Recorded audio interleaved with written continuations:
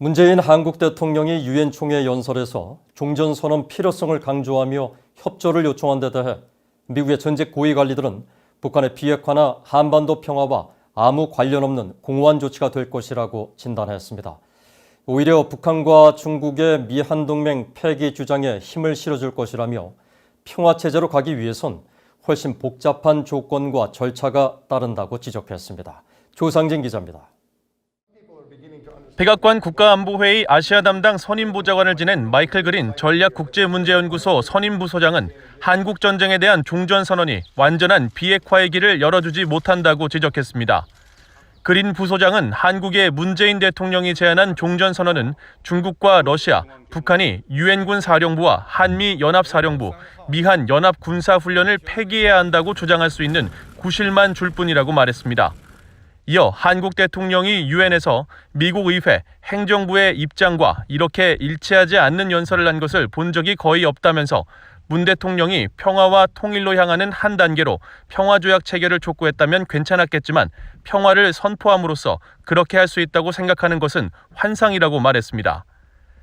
에반스 리비어 전 국무부 동아시아 태평양 담당 수석 부차관보는 한반도에서 비핵화와 항구적 평화를 정착시키는 열쇠는 종전선언이 아니라고 밝혔습니다.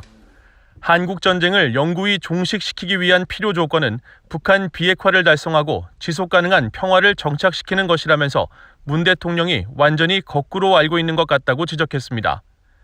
그러면서 북한의 핵무기 보유와 사실상의 핵무장국 지위는 종전선언과 상관없이 적대적 분위기와 충돌 가능성을 지속시키고 한국을 위협하고 압박하는 수단이 될 것이라고 설명했습니다.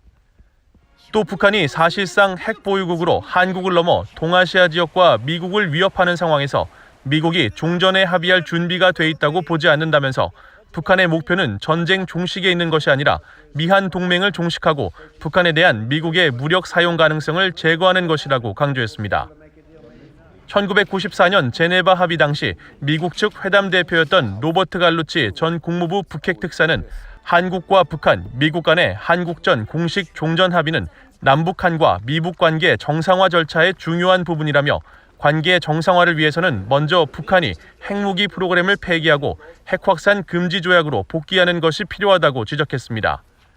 그러면서 종전선언 자체는 좋은 것이지만 이는 핵무기 관련 사안 등 현재의 충돌 상황에 대한 해법을 향한 다른 움직임과 연계해야 한다며 한 번에 모든 문제를 해결하려는 것보다는 단계적 접근이 최선의 진전 방안이 될 것이라고 밝혔습니다.